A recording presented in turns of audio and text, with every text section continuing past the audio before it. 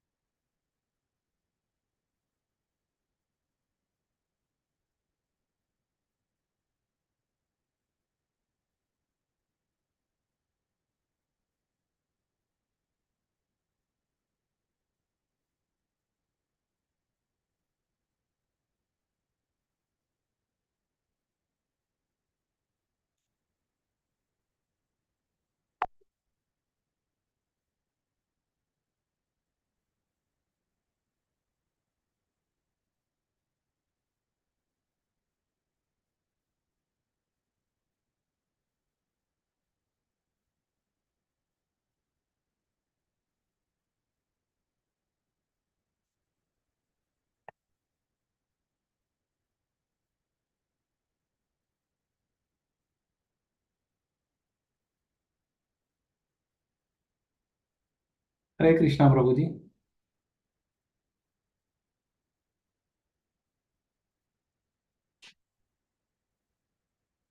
हरे कृष्णा प्रभु जी. हरे कृष्ण प्रभुजी। હા આવે છે ને અવાજ અને સ્ક્રીન શેર છે ને દેખાય છે ને? આ સ્ક્રીન દેખાય છે અને અવાજ આવે છે પ્રભુજી। Okay okay. સો સ્વાગત છે તમારા બધાનું. આપણે વેલકમ છે તમારા બધાનું ઇસ્કોન મેંગલુરુ કુલાઈ તરફથી જે એક્સપ્રેસ પેચ લેવલ 2 નું ચાલી રહ્યું છે એની અંદર 13મું ચેપ્ટર આજે આપણે લઈશું, ચાલુ કરીશું. તો ચાલુ કરતા પહેલા આપણે શ્રી શ્રી રાધા ગોવિંદ એમના બ્લેસિંગ્સ લઈશું અને પછી મંગલાચરણ લઈને ગુરુ પરંપરા અને આપણે સર્ટ ગોસ્વામી અને શિલા પ્રભુપાદ, રામાનિષ્ઠદાસ પ્રભુપાદના બ્લેસિંગ્સ લઈશું. So we'll start with Mangalacharan. Om Ajnanatimirandhasya Gnananjana-Salakaya Chakshurunmilitam Yena Tasmai Shri Guruve Namah. Shri Chaitanya Manobhishtam Sthapitam Yena Bhutale Swayam Rupa Kadamayam Dadati Swapadantikam Vandeham Shri Guru Shri Yuttapadakamalam Shri Gurun Vaishnavamsya Shri Rupam Sagrajatam Sahagana Raghunathanvitam Tam Sajivam साद्वैतम सावधूतम परिजन सहितम कृष्ण चैतन्य देवम श्री राधा कृष्ण पादान सहगण ललिता श्री विशाखान्वितांश्च हे कृष्ण करुणा सिंधु दीनबंधु जगत्पते गोपेश गोपिका कांत राधा कांत नमस्तुते तप्त कांचन गौरांगी राधे वृंदावनेश्वरी वृषभानुसुते देवी प्रणमामि हरिप्रिये वाञ्छाकल्पतरुभ्यश्च कृपा सिन्धुभ्येव च पतितानां पावनेभ्यो वैष्णवेभ्यो नमो नमः। अनंत कोटि वैष्णव की जय, श्रीला प्रभुपाद की जय। नमो विष्णुपादाय कृष्णप्रेष्ठाय भूतले श्रीमते भक्ति वेदांत स्वामिनीति नामिने नमस्ते सरस्वते देवे गौरवाणी प्रचारिणे निर्विशेष शून्यवादी पाश्चात्य देश तारिणे जयो श्री कृष्ण चैतन्य प्रभु नित्यानंद શ્રી અદ્વૈત ગદાધર શ્રીવાસાદિ ગૌરભક્તવૃંદ. હરે કૃષ્ણ કૃષ્ણ કૃષ્ણ હરે હરે, હરે રામ રામ રામ હરે હરે. હરે કૃષ્ણ. સો 3 દિવસની ગેપ પછી આજે આપણે ચાલુ કરીશું 13મો અધ્યાય. તો 13મા અધ્યાય, હવે આ 13મા અધ્યાય થી લઈને 18મો અધ્યાય એ આપણે જ્ઞાન યોગ, બરાબર. તો ભગવદ્ ગીતાના આપણે ટોટલ 18 અધ્યાય છે, બધાને ખબર જ છે આપણને.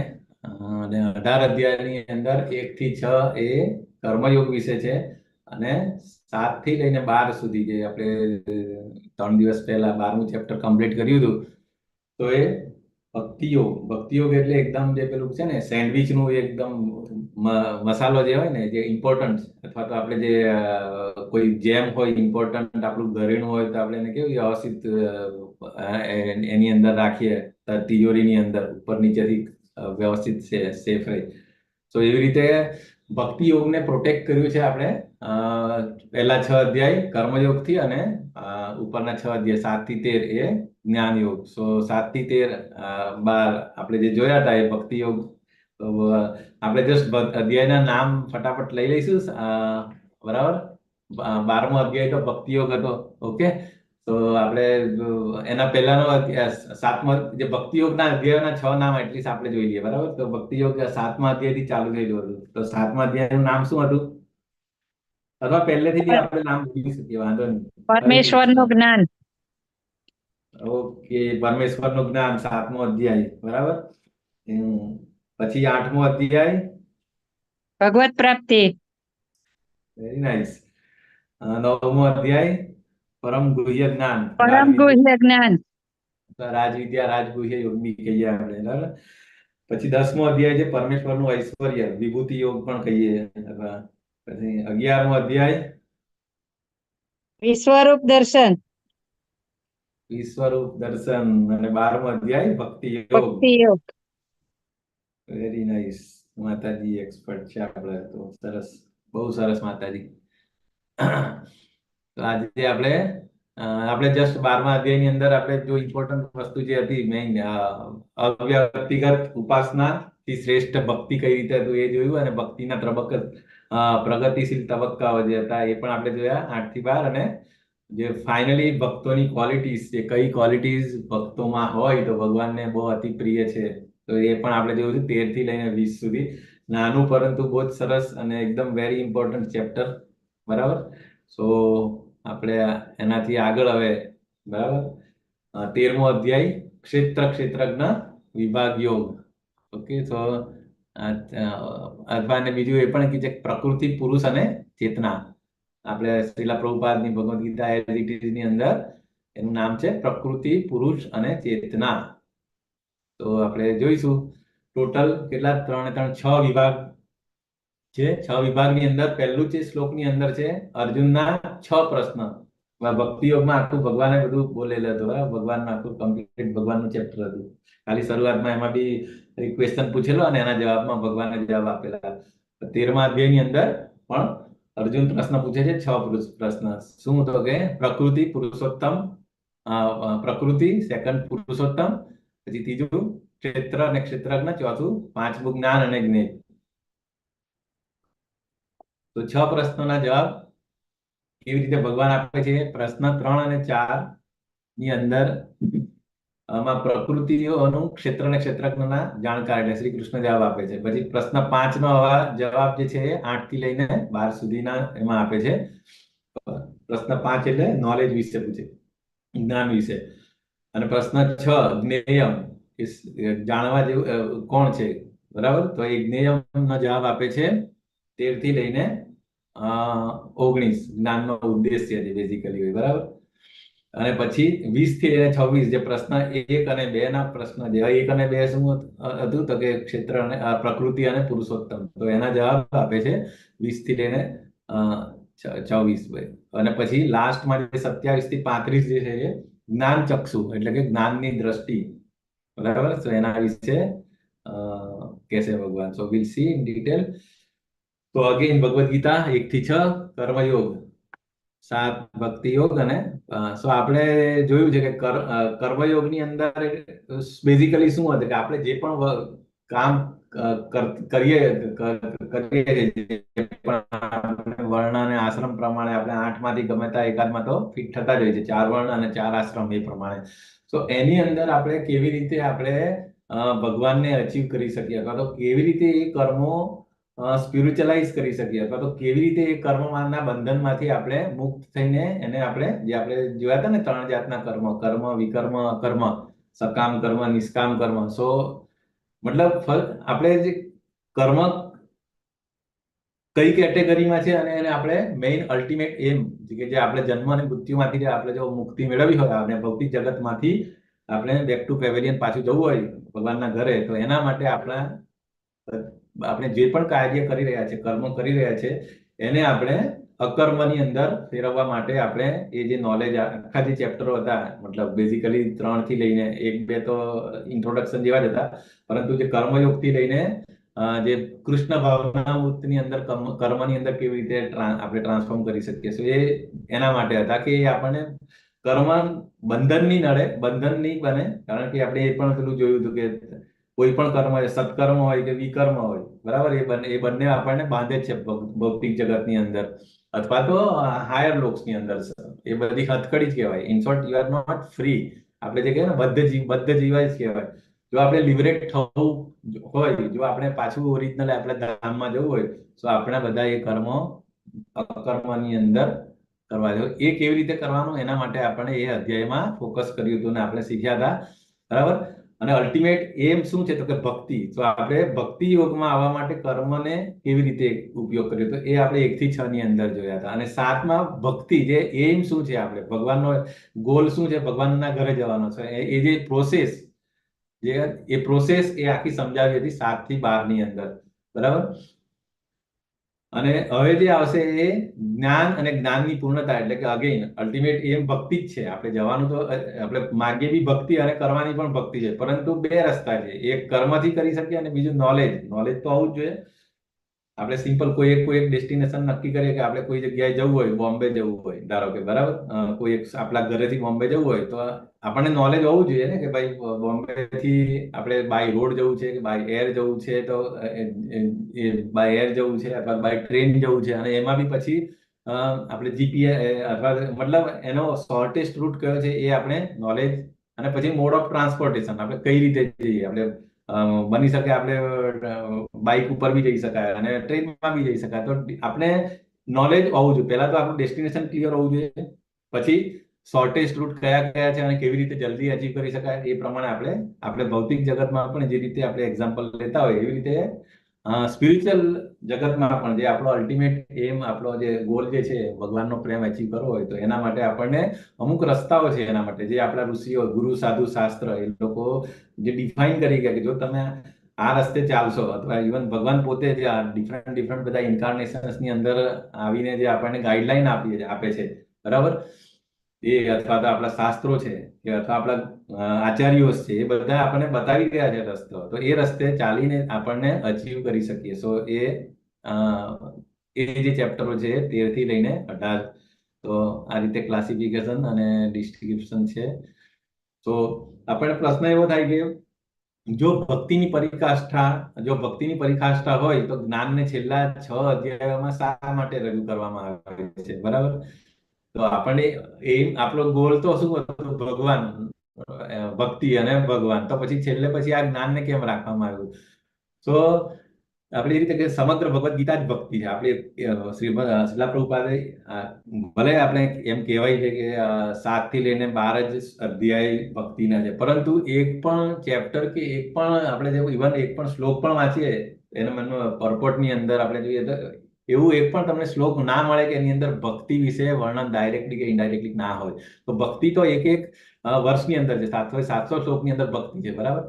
સો પ્રથમ 6 અધ્યાયમાં ભક્તિને કર્મ દ્વારા કેવી રીતે પ્રાપ્ત કરી એની ચર્ચા કરી, અને છેલ્લે જ્ઞાન દ્વારા કેવી રીતે કરે એની મધ્યમાં ભક્તિ વિશે ચર્ચા કરી. તેમજ 12મા અધ્યાયની અંદર ભગવાને કેવી રીતે આપણે લિબરેટ કરવો, મતલબ અલ્ટિમેટ એમ કેવી રીતે સંસાર સાગરમાંથી કેવી રીતે મુક્તિ આપણે આપે છે એ આપણે જોયું. ભગવાનની ભક્તિ કરીને. તો છેલ્લા 6 અધ્યાયો ભૌતિક જગતમાંથી પોતાને બહાર કાઢવા માટે જરૂરી દાર્શનિક જ્ઞાન કે જે આપણને અનુભવી લોકો, જે આપણને આપણા ઋષિ મુનિઓ કે આપણા ગુરુ પરંપરામાં જે આચાર્યો અને જે સડ ગોસ્વામી અને બધા જે છે એમણે આપ્યા છે કે એમનું દાર્શનિક જ્ઞાન આપણને આપે છે. બરાબર. તો જ્ઞાન આપણને માયાથી આપણી અનાસક્તિ અને કૃષ્ણ પ્રત્યે આસક્તિમાં મદદ કરે છે. કે નોલેજ જો ના હોય તો આપણે શું કરીએ? આપણે માયાની સેવા કરીશું. બરાબર. તો બેઝિકલી આપણું માઇન્ડ, આપણી ઇન્ટેલિજન્સ એટલું પાવરફુલ હોવું જોઈએ કે ભાઈ શું મારે કરવું જોઈએ, શું ન કરવું જોઈએ. ઇવન આપણે નેક્ટર ઓફ ડિવોશનની અંદર જે 64 ભક્તિના જે અંગો છે, બરાબર, શ્રીલ રૂપ ગોસ્વામીએ જે ક્લાસિફાઈ કર્યા છે, તો એની અંદર પણ જે 64 ની અંદર જે શરૂઆતના જે છે, બરાબર, એમાં ડૂઝ અને ડોન્ટ્સ છે કે કયા કયા આપણે કાર્યો કરવા જોઈએ. બરાબર. સો એ ડૂઝમાં આવે અને કયું ન કરવું જોઈએ. સો અમુક આપણે it should be very clear કે ભાઈ અમુક વસ્તુ કરવું જોઈએ અને અમુક વસ્તુ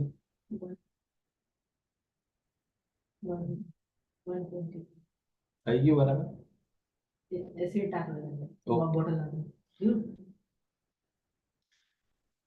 તો એટલે ડૂઝ અને ડોન્ટ્સ આપણને એકદમ ક્લિયર હોવા જોઈએ. બરાબર. સો એ ડૂઝ અને ડોન્ટ, ઇવન આપણે કશે જઈએ, ધારો કે બીજા કન્ટ્રીમાં, આપણે ઇન્ડિયામાં હોઈએ અને યુએસ કે કેનેડા કે અમારે યુએઈ ની અંદર હોય, તો આપણે જો રૂલ્સ એન્ડ રેગ્યુલેશન ના ખબર હોય ત્યાં જે તે જગ્યાના કન્ટ્રીના, તો આપણે ત્યાં જઈને કહીએ તો એવું કહીએ તો ના ચાલે કે ના, આઈ વોઝ ઇગ્નોરન્ટ, મને ખબર નથી.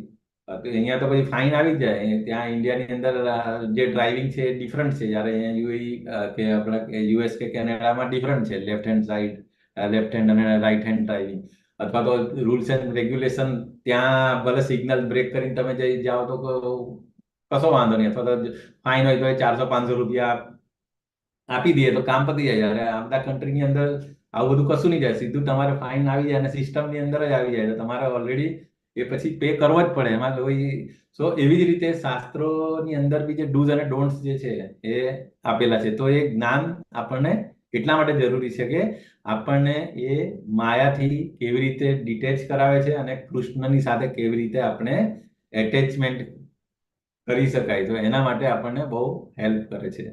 સો તેથી આપણે જ્ઞાનનો ઉપયોગ ભક્તિ પ્રાપ્ત કરવાના સાધન તરીકે કરીએ છીએ. ત્યારે તે ભક્તિનો એક ભાગ બની જાય છે. ત્યારે એ જે નોલેજ છે, નોલેજ રહેતું નથી, ત્યારે એ પણ ભક્તિ થઈ જાય છે. જેવી રીતે આપણે કર્મ જે આપણે ભલે જે એઝ ઇટ ઇઝ જે કરતા હતા એ જ કરતા જઈએ, આપણે પહેલા કરતા હતા એ જ કરીએ છીએ. બરાબર. એ જ આપણે પ્રસાદમ, આપણે જે જમવાનું હતા એ જ ખાઈએ છીએ, પણ ખાલી એને કૃષ્ણ જોડે કનેક્ટ કરી દીધું તો એ પ્રસાદમ થઈ ગયો. સેમ વે અહીંયા આગળ પણ જે પણ નોલેજ આપણે હતું એ લેવાનું છે, પરંતુ એ નોલેજ પણ એ ભક્તિ થઈ જાય છે. સો વેરી ઇમ્પોર્ટન્ટ આપણે નોલેજ હોવું જોઈએ, અને એ નોલેજને કેવી રીતે સ્પિરિચ્યુઅલાઇઝ, કેવી રીતે ભક્તિમય કરી શકીએ, એ આ 13 થી લઈને 18 અધ્યાયમાં.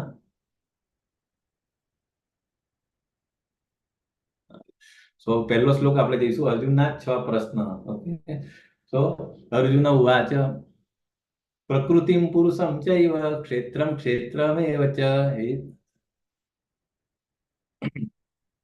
પ્રકૃતિમ પુરુષમ ચૈવ ક્ષેત્રમ ક્ષેત્રજ્ઞમેવ ચ એતદ્વેદિતુમ ઇચ્છામિ જ્ઞાનમ જ્ઞેયમ ચ કેશવ. પછી શ્રી ભગવાન એમનો જવાબ બી આપે છે કે ઇદમ શરીરમ કૌંતેય ક્ષેત્રમિત્યભિધીયતે એતદ્યો વેત્તિ તમ પ્રાહુ ક્ષેત્રજ્ઞ ઇતિ તદ્વિદઃ. તો આ 1 અને 2 સંબાઈને જ છે એકચ્યુઅલી કૃષ્ણ, એમના અર્જુનનો પ્રશ્ન અને એમના જવાબ. તો અર્જુને કહ્યું કે હે કૃષ્ણ, હું પ્રકૃતિ તથા પુરુષ એટલે કે ભોગતા, ક્ષેત્ર તથા ક્ષેત્રનો જ્ઞાતા તેમજ જ્ઞાન તથા જ્ઞેય વિશે જાણવા ઈચ્છું છું. બરાબર. આજે 6 ક્વેશ્ચન પૂછી લીધા. તો ભગવાન જવાબ આપવાનું શરૂ કરે છે કે હે કુંતી પુત્ર, આ શરીર ક્ષેત્ર કહેવાય છે, અને જે આ ક્ષેત્રને જાણનારો છે તે ક્ષેત્રજ્ઞ કહેવાય છે. આપણે ટેબ્યુલર ફોર્મની અંદર જો જોઈએ તો અર્જુનના 6 પ્રશ્ન કયા કયા? તો પ્રકૃતિ પુરુષ, ક્ષેત્ર ક્ષેત્રજ્ઞ, અને જ્ઞાન અને જ્ઞાનનું લક્ષ્ય અને જ્ઞેય કહેવાય. બરાબર. સો બે ની જોડકા છે. એમ તો કે પ્રકૃતિ કોને કહેવાય?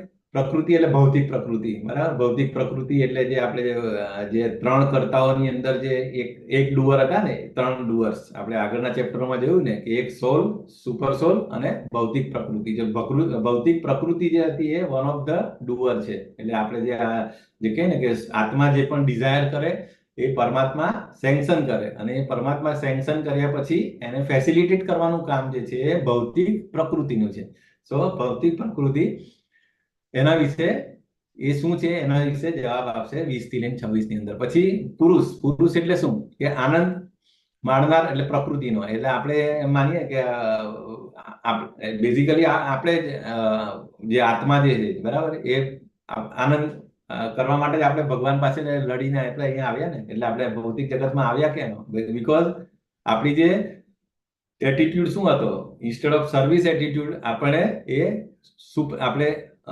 એને શું કહે, કંટ્રોલર અને એન્જોયર. આપણે એન્જોય કરવું હતું અને આપણે કંટ્રોલ કરવાની ઈચ્છા થઈ. કે આપણે જોયું કે ઉપર ભગવાનના ધામની અંદર ખાલી એન્જોયર કોણ? ભગવાન જ. બીજા બધા ભગવાનની સેવાની અંદર. અને જે રીતે ઓરિજિનલ આપણો જીવનો સ્વભાવ છે એ શું? તો કે કૃષ્ણનો દેશ સેવા કરવાની. એની જગ્યાએ આપણે એનાથી બીકોઝ ઓફ એનવી અને બીકોઝ ઓફ ડિઝાયર આપણે ઈચ્છા થઈ, શું? ભોગવવાની ઈચ્છા થઈ. અને એના માટે આપણે અહીંયા આવ્યા. અને ભૌતિક જગતની સર્જન ભગવાને એટલા માટે જ કર્યું કે ઓકે, તમને ઈચ્છા છે, તમને એન્જોય કરવું છે, okay, go to the enjoy. એટલે ભૌતિક જગતમાં જાઓ તમે. એના માટે તો ભૌતિક જગત બેઝિકલી શું છે? એ આપણને રિફોર્મ કરવાની એક જગ્યા છે. જેવી રીતે જે કાયદાનું પાલન નહીં કરતા હોય, બરાબર, જે લોની અગેન્સ્ટ જતા હોય, જે વાયોલેટ કરતા હોય રૂલ્સ એન્ડ રેગ્યુલેશન, એને સરકાર શું કરે? ગવર્મેન્ટ અથવા સરકાર એ પકડીને એને જેલમાં નાખે. બરાબર. સિમ્પલ. કે આપણે કોઈ ગુનો કર્યો હોય તો ત્યાંની જે ગવર્મેન્ટ હોય એ પકડીને જેલમાં નાખે. જેલમાં નાખીને શું?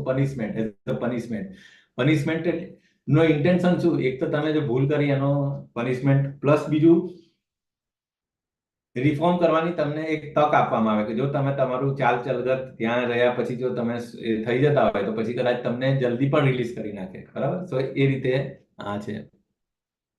અથવા તો બીજું જે બીમાર હોય માણસ, જે આપણે ખબર હોય કે હોસ્પિટલ, સેમ વસ્તુ. ભૌતિક જગત આપણે બે રીતે કમ્પેર કરીએ, એક હોસ્પિટલ અથવા બીજું જેલ તરીકે. બંનેનું કામ શું? કે બીમાર વ્યક્તિને સારો કરવાનું કામ, અને જે રૂલ્સ એન્ડ રેગ્યુલેશન ફોલો નહીં કરે, જે કાનૂનને ફોલો નહીં કરે, એને પનિશમેન્ટ આપવાનું કામ જેવી રીતે જેલનું હોય, જેવી રીતે ભૌતિક જગત એ બેઝિકલી આ બેનું કામ કરે છે. સો એ આપણને ઓપોર્ચ્યુનિટી આપે છે કે ભાઈ ઓકે, હવે તમે જે મિસ્ટેક થઈ ગઈ એ થઈ ગઈ, પણ હવે at least now you got 86 lakh યોનિની અંદર આપણે ભટકી છે ભૌતિક જગતની અંદર. આપણે એક ઈચ્છા, જે આપણી જે ફ્રી વિલ હતી, એનો આપણે મિસયુઝ કરીને આપણે અહીંયા આવી ગયા. સો બીકોઝ ઓફ ધેટ, એને લીધે આપણે બહુ બધું જન્મ મરણના ફેરાઓ આપણે ફરતા છે. અને છેલ્લે હવે આપણને હ્યુમન લાઈફ મળી. બહુ જન્મો આવ્યો, વી ડોન્ટ નો કેટલા જન્મો આપણે પહેલા કઈ યોનિમાં આપણે પાસ કર્યા છે. પરંતુ હવે હ્યુમન લાઈફ આપણે મળી છે, અને હ્યુમન લાઈફની અંદર આપણે વિચારી શકીએ છીએ કે હવે આમાં મારે શું કરવું. કારણ આપણે ખબર છે હ્યુમન લાઈફ એક એવી લાઈફ છે, એક એવું જીવ છે કે જે વિચારી શકે છે અને એ ઇમ્પ્લિમેન્ટ બી કરી શકે. એટલે કેન ડુ, કરવાની વૃત્તિ. તો જે નોલેજ તો બધાને હોય, બીજી યોનિમાં પણ જે પ્રાણી પશુ પક્ષી હોય, લોકોને પણ જ્ઞાન તો હોય, પરંતુ એ જ્ઞાનને એક્ઝિક્યુટ કરવાનું કામ એ બીજી યોનિમાં નહીં હોય. એ ફક્ત મનુષ્યની અંદર હોય છે. તો એનો ઉપયોગ આપણે જો વ્યવસ્થિત કરીએ તો અગેઇન આપણે જે સાયકલમાં, મતલબ જન્મ મરણમાં જવા કરતા આપણે આમાંથી maybe this may be our last life. આપણે આ છેલ્લો મનુષ્ય જન્મનો જો આપણે સદુપયોગ કરીએ અને જો આપણા આચાર્યોને કહ્યા પ્રમાણે કરીએ, તો આપણે બને કે આ જન્મ આપણો લાસ્ટ હોઈ શકે. અને શીલા પ્રભુપાદ તો આપણે ગેરંટી આપે છે ને કે જો તમે મારા કહ્યા પ્રમાણે આટલું કરશો, 16 માળા મિનિમમ કરો, અને આ રીતે 4 રેગ્યુલેટરી પ્રિન્સિપલ નો ફોલો કરો છો, તો તમને ડેફિનેટલી આ જ જન્મની અંદર હું ગોલોકમાં બેક ટુ આપણા ઓરિજિનલ જે ઘર છે એમાં લઈ જઈશ. સો મેઇન આ વસ્તુ છે. બરાબર. પછી બીજું ક્ષેત્ર અને ક્ષેત્રજ્ઞ. ક્ષેત્ર એટલે શું? ફિલ્ડ. આપણે જેવી રીતે ખેતર હોય, બરાબર, ખેતર હોય, એક ભાડુતી મકાન હોય, તો એ ક્ષેત્ર એટલે શું? આપણું આ જે શરીર છે એ જસ્ટ લાઈક અ ભાડેથી મકાન આપણે જે કહીએ ને ક્ષેત્ર એટલે આપણું એ છે. સો એની અંદર એ આપણે જોઈશું ડિટેલ ક્ષેત્રની અંદર શું શું આવે ને કેવી રીતે છે, બરાબર. અને બીજું ક્ષેત્રજ્ઞ, આપણું ક્ષેત્ર હોય તો એને જાણવા વાળા કોણ કોણ છે? જેવી રીતે આપણું એક ઘર હોય કે આપણું ખેતર હોય તો એ ખેતરનો માલિક એને જાણે, અને બીજું કોણ કોણ જાણી શકે? એક ક્ષેત્ર અને ક્ષેત્રજ્ઞ, બરાબર. અને જ્ઞાન, જ્ઞાન એટલે રિયલ નોલેજ શું? રિયલ આપણે જે નોર્મલ ભૌતિક જગતની અંદર બહુ સો મેની નોલેજીસ હોય, સાયન્સ, ફિઝિક્સ, આ તે કેમેસ્ટ્રી, મેથ્સ, એ નોલેજ. અને બીજું આધ્યાત્મિક જ્ઞાન, સ્પિરિચ્યુઅલ નોલેજ, જે રિયલી નોલેજ છે, જે લાઈફ ઓરિએન્ટેડ, કે જેનાથી આપણી લાઈફ કેન બી ઇમ્પ્રુવ મોર. સો એ જ્ઞાન કયું છે એની સમજ આપણે, બરાબર. અને એ જે જ્ઞાનનું લક્ષ્ય અલ્ટિમેટલી, તો આપણું લક્ષ્ય, નોલેજનું લક્ષ્ય શું? કે આપણે PhD કરીએ કે એન્જિનિયરિંગ કરીએ કે મેડિકલ કરીએ તો એનું લક્ષ્ય શું? આપણાથી એને બટર, બ્રેડ અને બટર મળે, આપણું ઘર ચાલે, કે આપણું સારામાં સારી ફેસિલિટી આપણને મળે. પણ that should not be our goal. એ કઈ આપણો ગોલ ના હોવો જોઈએ. કારણ કે ખાવા પીવાનું, આહાર, નિંદ્રા, ભય, મૈથુન એ તો બધી બધા જ જીવોને મળી શકે છે, બરાબર. તો પછી મનુષ્ય જન્મનો મતલબ શું? જો આપણે સારામાં સારી ફેસિલિટી જોઈતી હોય, આપણે સારામાં સારું એન્જોયમેન્ટ કરી શકીએ, અને એ જ જો આપણા જીવનનો લક્ષ્ય હોય, તો પછી એ લક્ષ્ય તો બીજા કોઈ પણ યોનિના પ્રાણીઓ, વનસ્પતિ, પશુ પક્ષીઓ એ પણ એન્જોય કરી શકે. સો અપાર્ટ ફ્રોમ ધેર, ધર્મ, પેલું કે ને, ધર્મ ही એક ડિફરન્ટ શું છે કે ધર્મ, ધર્મ એટલે શું શું કરવું અને શું નહીં કરવું એ મનુષ્ય જ ખાલી વિચારી શકે અને ઇમ્પ્લિમેન્ટ કરી શકે. સો એ રિયલ નોલેજ છે. સો એ જ આપણને ડિફરન્શિએટ કરી શકે છે કે એ મનુષ્ય છે કે પ્રાણી છે, બરાબર. આહાર, નિંદ્રા, ભય, મૈથુનમ ચ સામાન્ય એકો હિ, બધા મનુષ્ય અને પ્રાણીઓમાં સેમ હોય છે, પરંતુ ધર્મ એક જ જે છે જે મનુષ્યને એનાથી ડિફરન્ટ કરી શકે. સો આ બેઝિકલી 6 પ્રશ્ન, અને એ શું છે આપણે જોયું. હવે આપણે આગળ ડિટેલ જોઈશું બધા કે ક્ષેત્રની અંદર શું છે, ક્ષેત્રજ્ઞ. હા, સો આ હેતુની ચર્ચાની અંદર ક્ષેત્ર એટલે શરીર છે ને, ક્ષેત્રજ્ઞ એ તો શરીર અને શરીરના જાણકારતા વચ્ચેનો તફાવત કેવી રીતે સમજવો, એ 2 પ્રશ્નોનો જવાબ આમાં મળશે, બરાબર. તો શરીર એટલે કે બધા, આપણે જોયું કે રીતે શરીર, આજે બધા ડિફરન્ટ શરીર મળે એટલે ડિફરન્ટ આપણો આત્મા તો બંધનમાં જ રહે. ઇટ ઇઝ નોટ મુક્ત, આપણે લિબરેશન કે આપણે ઓરિજિનલ ઘરે નથી જતા. ભૌતિક જગતની અંદર જ પેલું કે ને કે એકદમ નીચેમાં નીચે પાતાળ લોક થી લઈને બ્રહ્મલોક, ઇવન ટોપમોસ્ટ લોક બી બ્રહ્મલોક છે. દેવતાઓ પણ આવી જાય એની અંદર, બધા આવી જાય. એ બધા ઇટ્સ અ પાર્ટ ઓફ ભૌતિક જગત, એટલે બધું એ બંધન જ કહેવાય. સો એ આપણે બધા આત્મા એટલે એ કહી શકીએ. તો કયું શરીર નક્કી કરવું, આપણે એક શેના ઉપર આધાર રાખે? આપણે એ કર્મયોગના ચેપ્ટર્સની અંદર પણ જોયું હતું કે આપણે કયું શરીર મળશે, કે કયું શરીર આપણને મળે, એના માટે આપણે ડેફિનેટ એ જે માપદંડ શું હોય, તો કે અત્યારે આપણે શું કરી રહ્યા છે, આપણે અત્યારે ભૌતિક ઉર્જા પર પ્રભુત્વ મેળવવાની ક્ષમતા અનુસાર, ઇન્દ્રિય સંતોષ માણવાની ક્ષમતા અનુસાર વ્યક્તિને તે મુજબ કાર્ય કરવા માટે એક ચોક્કસ શરીર મળે છે.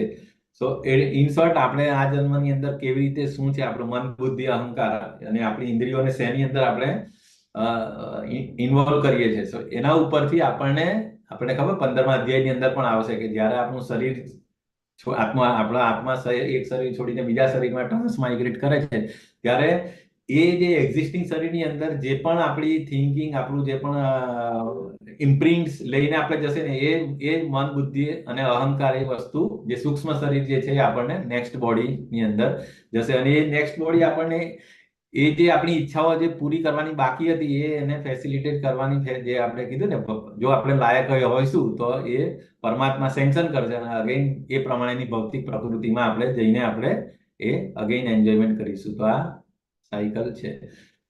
આગળના શ્લોકની અંદર કૃષ્ણના જવાબો પ્રશ્ન 3, 4 અને 5માં પ્રકૃતિઓના ક્ષેત્રજ્ઞના જાણકાર અને જ્ઞાન, એના વિશે છે, બરાબર. તો ક્ષેત્રજ્ઞમ ચાપી મામ વિદ્ધિ સર્વ ક્ષેત્રેષુ ભારત ક્ષેત્રજ્ઞયોર જ્ઞાનમ યત જ્ઞાનમ મતમ મમ. હે ભારત, એ જાણવું જોઈએ કે હું પણ સર્વ શરીરનો જ્ઞાતા છું, અને આ શરીર તથા તેના જ્ઞાતાને જાણી લેવાને જ્ઞાન કહેવામાં આવે છે. તે મારું મંતવ્ય છે. હવે આપણને ખબર છે કે આત્માની જોડે પરમાત્મા હોય, જે એકદમ જે કહે ને સુહૃદમ સર્વભૂતાનામ, કે એકમેવ મિત્ર છે કે જે દરેક પરિસ્થિતિની અંદર જાગતા હોય, સૂતા હોય, મનુષ્ય શરીર હોય કે પ્રાણી શરીર હોય, વનસ્પતિ શરીર હોય કે ગમે તે, એની ઇરરિસ્પેક્ટિવ ઓફ એની 24/7 ઓલવેઝ આત્માની, જ્યાં આત્મા હોય ત્યાં પરમાત્મા હોય ઇન શોર્ટ. બરાબર. જો આપણે આ ચિત્રની અંદર 3 એક્ઝામ્પલ, એક ભાઈ જે છે એ ઊંઘતા હોય તો બી આત્મા પરમાત્મા જોડે છે. બરાબર. બીજું સેન્સ ગ્રેટિફિકેશન કરતા હોય, સિગરેટ પીતા હોય કે ગમે તે, અથવા તો આ રીતે, મતલબ દરેક પરિસ્થિતિની અંદર આ ઓલવેઝ હોય છે. તો એટલે એ જ કહે છે કે આનો મતલબ શું, કે ભાઈ એ આપણે જે પણ કાર્યકલાપ કરી રહ્યા છે એને આપણે ઉપદ્રષ્ટા અને અનુમંતા, એને સાયલન્ટ ઓબ્ઝર્વરનું કામ તરીકે એ પરમાત્મા કરી રહ્યા છે. બરાબર. સો અને બીજું આજે ક્ષેત્ર અને ક્ષેત્રજ્ઞ, અહીંયા આગળ ખેતરનું ઉદાહરણ છે. બરાબર. જે બાઉન્ડ્રી કરેલી છે. બરાબર. તો આ જે ક્ષેત્ર જે છે, બરાબર, તો આનું નોલેજ કોણ, એક તો એ પોતાના જે ખેડૂત હોય, એનો ઓનર હોય, એને ખબર હોય, અને બીજું જે ગવર્મેન્ટ ના ચોપડા પર જે હોય, જે મેન્ટેન કરતા હોય, આપણે એને શું કહેવાય, નામ ભૂલી ગયો, મામલતદાર. બરાબર. સો એમને બધાના ખેતરોનું નોલેજ હોય છે. એ બીજો બી નોલેજ એ ક્ષેત્રજ્ઞ કહેવાય. સો એવી રીતે આત્મા અને પરમાત્મા એ બે આ રીતે હોય છે. તો કૃષ્ણ ભગવાન ક્ષેત્રજ્ઞ અને જ્ઞાનને કેવી રીતે વ્યાખ્યાયિત કરે છે, તો કે એક તો ક્ષેત્રજ્ઞ, કે પરમાત્મા તમામ ક્ષેત્રોનો બીજો જાણક પણ છે. કારણ કે એક્ઝેક્ટ એની સાથે જ હોય ને, એ સૂતા નથી. આગળ પેલી એનાલોજી પણ હશે કે એક ટ્રીની ઉપર, એક ઝાડની ડાળી પર 2 પક્ષીઓ હોય. એક પક્ષી આપણે ફ્રૂટ ખાતું હોય અને બીજું પક્ષી ખાલી જોતું હોય.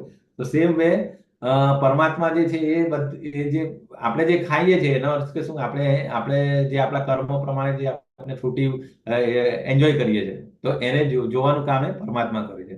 તો ક્ષેત્રજ્ઞ કેટલા થયા? 2 થયા. એક લોકલાઇઝ ક્ષેત્રજ્ઞ અને બીજું જે બધાના, એ ખાલી પોતાની એકની બોડી નહીં, બીજાના શરીરમાં શું થઈ રહ્યું છે, આખા ગામમાં બધાના ખેતરો કેટલા, 100 ખેડૂતો, તો 100 ખેડૂતોની વિથ ડાયમેન્શન, એનું ખેતર કોણ છે. આપણે તો આપણા ખેતરનું ડાયમેન્શન ખાલી ખબર હોય કે હા આટલા બાય આટલા વીઘા મારી જમીન છે, પરંતુ એ સિવાય બીજા બધાનું નોલેજ કોની પાસે? એની પાસે મામલતદારના ચોપડે, એ જે ગવર્મેન્ટના જે ડોક્યુમેન્ટમાં હોય એમાં બધાનું નોલેજ. એવી રીતે ભગવાન પણ ક્ષેત્રજ્ઞ છે, જેને યુનિવર્સલ ક્ષેત્રજ્ઞ કહેવાય. એ ચોથા પ્રશ્નનો જવાબ એ છે. અને 5માનો જવાબમાં શું આવે તો કે જ્ઞાન, એટલે કે શરીર અને તેના જાણકાર, એટલે કે કોણ છે? પરમાત્મા અને આત્માના સમજણને જ્ઞાન. રિયલ નોલેજ આ છે બેઝિકલી, કે ફિઝિક્સ, કેમેસ્ટ્રી, બાયોલોજી, કે હાઉ ટુ બેન્ડ આયરન ને કેવી રીતે એ કરવામાં આવે, અને શું જે બીજા બધા જે નોલેજ હોય, એ નોલેજ રિયલ નોલેજ નથી. એનાથી આપણી મુક્તિ નથી થઈ. જ્યારે આત્મા અને પરમાત્મા નું જે રિયલ નોલેજ જે છે એ રિયલ નોલેજ છે. બરાબર.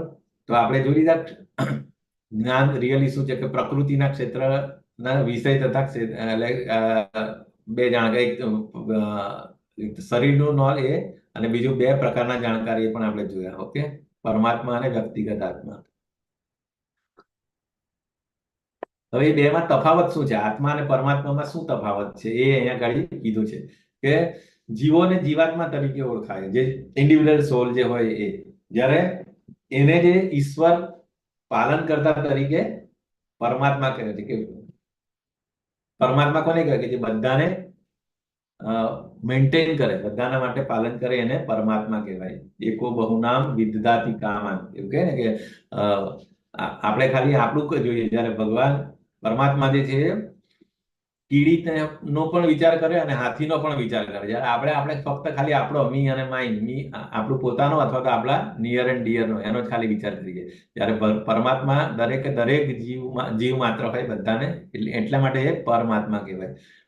એ અનંત નાના, એટલે કે નાના, એટલે કે અણુ હોય જ્યારે, સોરી, એ અત્યંત નાના હોય. જ્યારે વિભુ જે પરમાત્મા જે વિભુ છે, આપણે જોયું ને વિશ્વરૂપ દર્શનની અંદર જોયું, વિભૂતિ યોગની અંદર જોયું, પરમાત્મા નો આખું વ્યાપ્ત કેટલો મહાન હોય છે. બરાબર. અને આત્માનું કદ આપણે કીધું ને કે વાળના અગ્રભાગના 10,000 ભાગ, એટલે 1/10 અને 100, અને 100ના પણ પાછા બીજા 100. સો એ 1,000, 10,000, સોરી. ઓકે. સો સાઈઝ, આ બેઝિકલી સાઈઝ કીધી. ઓકે. તો આપણે અણુ એકદમ કહેવાય, જ્યારે ઓલો વિભુ કહેવાય, પરમાત્મા વિભુ કહેવાય. પછી બીજું પોતાના શરીરના જાણકાર, એટલે વ્યક્તિગત, લોકલાઇઝ નોવર, વ્યક્તિગત જાણકાર. જ્યારે ભગવાને દરેક વ્યક્તિ અને વસ્તુના જાણકાર છે, એટલે ઉત્તમ નોલેજેબલ કહેવાય. આત્મા એક શરીર માટે ગૌણ માલિક છે. એટલે આપણે આપણું જે શરીર છે એના માલિક કોણ? તો કે આપણે કહેવાય. આપણે એવું કહી શકીએ. દાખલા તરીકે શું કે આપણે ખેતરનો માલિક જોઈએ ને, અથવા નાગરિક જમીનના માલિક તરીકે. જ્યારે પરમાત્મા એ શું કહેવાય? તમામ શરીરોનો સર્વોચ્ચ માલિક. દાખલા તરીકે રાજા અથવા તો મામલતદાર, જે આપણે દરેક ગામમાં હોઈએ અથવા ટાઉનમાં હોઈએ, તો એ રાજા એ તમામ માલિકોના માલિક છે. આત્મા સંવેદનાનું ગૌણ નિયંત્રક છે. બરાબર. જ્યારે દાખલા તરીકે નાગરિકો પ્રકૃતિના ગૌણ નિયંત્રક છે. જ્યારે સર્વોચ્ચ ભગવાન એટલે કે ઇન્દ્રિયોના સર્વોચ્ચ નિયંત્રક છે. એટલે ઋષિકેશ એટલે એ રાજા એ શું તમામ પ્રવૃત્તિઓના મૂળ નિયંત્રક છે. જ્યારે આપણે ખાલી આપણા પૂરતું કંટ્રોલર, આપણે ખાલી આપણા ઘરના માલિક હોય. જ્યારે રાજા જે હોય આખા દેશના અથવા પ્રેસિડેન્ટ હોય એના એ રીતે હોય છે. પછી આત્મા અને પરમાત્મા બેઝિક બંને અચૂક હોય. એટલે એમની ક્વોલિટી વાઇઝ બંને સેમ હોય છે. સચ્ચિત આનંદ હોય છે આત્મા, બરાબર, અને પરમાત્મા પણ. પરંતુ નો ડાઉટ એની ક્વોલિટી વાઇઝ સેમ હોય છે, પરંતુ ક્વોન્ટિટી વાઇઝ જે આપણે જોયું ને, અણુ અને વિભુ, એ રીતે ડિફરન્ટ હોય છે. ઓકે. પછી પ્રેમાળ સેવક ગૌણ. જ્યારે આ સદાકાળ પ્રેમાળ ગુરુ, એટલે કે ને એ શ્રેષ્ઠ. એટલે આ રીતે બીજું એક છે કે આપણે સેવક તરીકે હોય, અને આ પરમાત્મા જે છે ગુરુ. એટલે આપણે ડિસાઇપલ અને ગુરુનો જે રિલેશન હોય એ રીતે પણ આપણે કહી શકીએ. પછી બીજું, જીવાત્માઓ કેટલા બધા અસંખ્ય હોય. જ્યારે આમ તો પરમાત્મા દરેક જીવના હૃદયમાં અને દરેક પરમાણુની અંદર હોય, તેમ છતાં ફક્ત એક જ પરમાત્મા છે. એટલે આપણે એમ નહીં કહી શકીએ કે ભાઈ આ મારા હૃદયની અંદર હોય એ પરમાત્મા ડિફરન્ટ અને બીજાના હૃદયની અંદર. પરમાત્મા એક જ છે, પરંતુ એ સર્વવ્યાપી, બધાના અણુની અંદર અને દરેક જીવના સાથે હોય છે. સો આ બેઝિકલી આત્મા અને પરમાત્મા વિશેનો ડિફરન્સ અને સામ્યતા જોયું. તો હવે આપણે આગળ ચોથો શ્લોક જોઈશું. એની અંદર, હવે તું મારી પાસેથી આ સર્વ વિશે સંક્ષિપ્તમાં સાંભળ કે કર્મક્ષેત્ર શું છે અને તેનું બંધારણ. કર્મક્ષેત્ર એટલે કે શરીર, અને તેનું બંધારણ કેવી રીતનું છે, આમાં કયા કયા ફેરફાર થાય છે, અને આ ક્યાંથી ઉત્પન્ન થાય છે. આ કર્મક્ષેત્રને જાણનારો કોણ છે અને તેનો પ્રભાવ કેવો છે. એટલે ક્ષેત્ર વિશે બેઝિકલી કહે છે, બરાબર. પછી આપણે ઓથોરિટીઝ પણ એ કહે છે કે ભાઈ આ 5મા શ્લોકની અંદર કે વિભિન્ન ઋષિઓ વિભિન્ન વૈદિક ગ્રંથોમાં કાર્યના ક્ષેત્ર તથા તે કાર્યોના જ્ઞાતાના જ્ઞાનનું વર્ણન કર્યું છે. તે ખાસ કરીને વેદાંત સૂત્રમાં કાર્યકરણના સર્વ ઉદ્દેશ સહિત પ્રસ્તુત કરવામાં આવ્યું છે. 13.5 ની અંદર બેઝિકલી શું કહે કે ઋષિ ભી બહુધા ગીતમ, 5મો શ્લોક ને, એનો મતલબ 5મો શ્લોક કે વિભિન્ન ઋષિઓએ બહુધા એટલે કે અનેક પ્રકારે ગીત વર્ણવેલું છે. છંદોપી એટલે વૈદિક મંત્રો દ્વારા, અને વિવિધ પ્રકારના ભિન્ન પ્રકારના બ્રહ્મસૂત્ર અને પદો દ્વારા એને પ્રસ્તાપિત કર્યું છે, બરાબર. એટલે આ બેઝિકલી વ્યાસદેવ અને પરાશર મુનિએ એમણે એ જે આપણે ખબર છે કે બધા વેદાંત સૂત્ર પછી પુરાણ એ બધાના રચયિતા કોણ છે? વ્યાસદેવ. અને એમના પિતા કોણ હતા? પરાશર મુનિ હતા. તો એમણે અમુક આ જે બધા બ્રહ્મસૂત્ર એના વેદાંત સૂત્ર એ પણ લખેલું. તો બ્રહ્મસૂત્ર કયા કયા? જેવું કે આ ન વિદ્યત શ્રુત, કર્મક્ષેત્ર, પછી નાત્મા શ્રુતે આત્મા, અને પરતુ તત્સુતે એટલે પરમાત્મા. એટલે આ બધા બ્રહ્મસૂત્ર છે. એવી રીતે બહુ બધા છંદોની અંદર વિવિધ પ્રકારના ઉદાહરણ, જેવું કે યજુર્વેદની અંદર જીવ તથા પૂર્ણ પુરુષોત્તમ પરમેશ્વર વિશે બી વાત કરે છે. તો આ રીતે અહમ ત્વમ ચ તથાની, એટલે આ બધા અલગ અલગ રેફરન્સ આપ્યા છે કે અલગ અલગ બ્રહ્મસૂત્ર અને એના વિશે છે. પછી આ જે ઇમ્પોર્ટન્ટ બધા ડિફરન્ટ એ આપ્યા છે, લેવલ્સ આપ્યા છે, બરાબર. એ લેવલ કઈ રીતે કે પહેલું નોર્મલ જે આપણા એ હોય, આપણે શું અન્નમયમાં આપણે પ્લેટફોર્મ પર રહેતા હોય, ખાવા વિશે વિચારતા હોય, બરાબર. પછી પ્રાણમય, થોડું આપણું ઉપર આપણું લેવલ જાય એટલે પ્રાણમય વિશે થાય, અને પછી મનોમય એટલે જ્ઞાનમય, નોલેજ આપણને મળે તો. એટલે અન્નમય, પ્રાણમય અને મનોમય એ બેઝિકલી જીવોના કાર્યક્ષેત્ર સાથે સંબંધ ધરાવે. એટલે આપણે જે જીવ જે છે 3 સુધી અહીંયા સુધી આપણે એના સાથે રિલેશન ધરાવે છે. પરંતુ પરમેશ્વર જે છે આ સર્વ ક્ષેત્રોથી પર છે. પરમેશ્વર આનાથી ઉપરના લેવલ પર છે. બરાબર. સો એક પરમેશ્વર એમ એ પોતે દિવ્ય આનંદને અનુભવવા માટે વિજ્ઞાનમય, પ્રાણમય અને જ્ઞાનમય, એટલે જે આપણને સચ્ચિત આનંદ, જે દિવ્ય આનંદ આપણને જો એ કરવો હોય તો એના માટે એ આજે ઉપરના જે 3 લેવલ જે છે ને આનંદ, એ આપણે પૂર્ણ પુરુષોત્તમ, આપણે ખબર છે કે પૂર્ણ પુરુષોત્તમ પ્રભા પરમેશ્વર જે આનંદમય છે, સચ્ચિત અને આનંદમય છે. તો ઇન શોર્ટ, જો જીવ જે હોય ધીરે ધીરે આપણે અન્નમયથી એ લેવલથી ઉઠીને આપણે આનંદમય સુધી જઈએ તો પછી એ દિવ્ય આનંદ જે છે તેનો અનુભવનો નિશ્ચિત તો પૂર્ણ આપણો લાઈફનો ગોલ શું હોવો જોઈએ? અન્નમયથી આપણે આનંદમય સુધી પહોંચવું જોઈએ, સ્ટેપ બાય સ્ટેપ. ઓકે, તો એ આના વિશે અહીંયા આગળ કીધું છે. એટલે આ 3 જે શ્લોક, જે બ્રહ્મસૂત્ર જે કીધા છે ને, ન વિયદ શ્રુતેહ, એ છે તે રેફરન્સ આપ્યા છે. બ્રહ્મસૂત્ર 2.3.2 અને નાત્મા શ્રુતેહ, તો એ 2.3.18 છે. અને ત્રીજું જે છે પરાત્તુ તચ્છુતેહ, એ 2.3.40.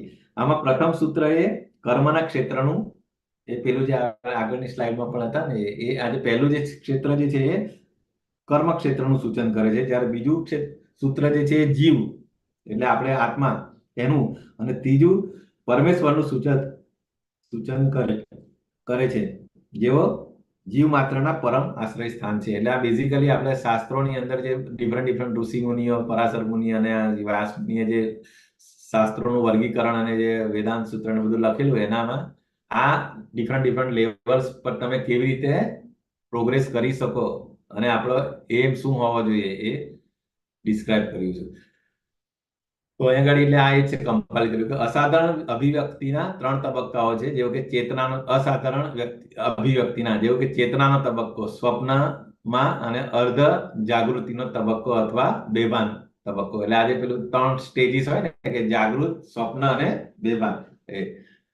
પરંતુ તમારું પ્રભુત્વ અસ્તિત્વના તમામ ભૌતિક તબક્કાથી ઉત્કૃષ્ટ છે. તમે અસ્તિત્વમાં છો તેથી ચોથા પરિમાણમાં, અને તમારો દેખાવ અને અદ્રશ્ય તમારી, એટલે આ બેઝિકલી આ એ જ છે. આપણે જે જોયા ને 4 લેવલ, તમારી આંતરિક શક્તિ દ્વારા વિષ્ણુના જુદા જુદા અવતાર તરીકે દેખાય છે, અને બાહ્ય શક્તિ દ્વારા તમે એક અસાધારણ વિશ્વ તરીકે દેખાવ છો. એટલે કૃષ્ણ બુકનો રેફરન્સ લીધો છે કે, અને આ જે ડિફરન્ટ જે આપણે બધા અવતારો જે છે ને, કાચબો એટલે કુર્મા અવતાર, વરા અવતાર, નૃસિંહ અવતાર, કૃષ્ણ અને અન્યમાં ભગવાન વિશે કીધું છે. અને તમે તમારા જુદા જુદા અભિવ્યક્તિઓ દ્વારા વિવિધ જીવાત્માઓને તમે દેખાવો છો.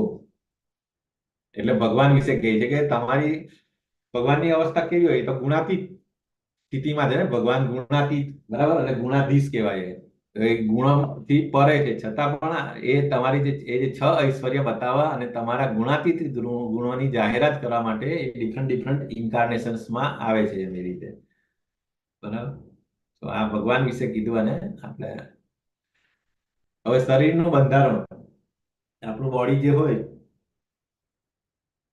કઈ રીતે કોન્સ્ટિટ્યુટ થયું છે, કે તો મહાભૂતાની અહંકારો બુદ્ધિ અવ્યક્ત એવ ચ ઇન્દ્રાણી દશકૈકમ ચ પંચચેન્દ્રિય ગોચરા ઈચ્છા દ્વેષ સુખમ દુઃખમ સંગાતશ્ચેતના ધૃતિ એતત્ ક્ષેત્રમ સમાસેન સવિકાર મુદ્દાહૃતમ. એટલે 5 મહાભૂતો, પછી મિથ્યા અહંકાર, બુદ્ધિ, અવ્યક્ત 10 ઇન્દ્રિયો તથા મન 5 ઇન્દ્રિય વિષયો, ઈચ્છા, દ્વેષ, સુખ, દુઃખ, સંગાત, ચેતના અને ધૈર્ય, આ સર્વને સંક્ષેપમાં કાર્યના ક્ષેત્ર તથા તેમની આંતરક્રિયાઓ વિકાર કહેવામાં આવે છે. અપ્રગાઢ પ્રધાન, એટલે 3 સ્થિતિઓ.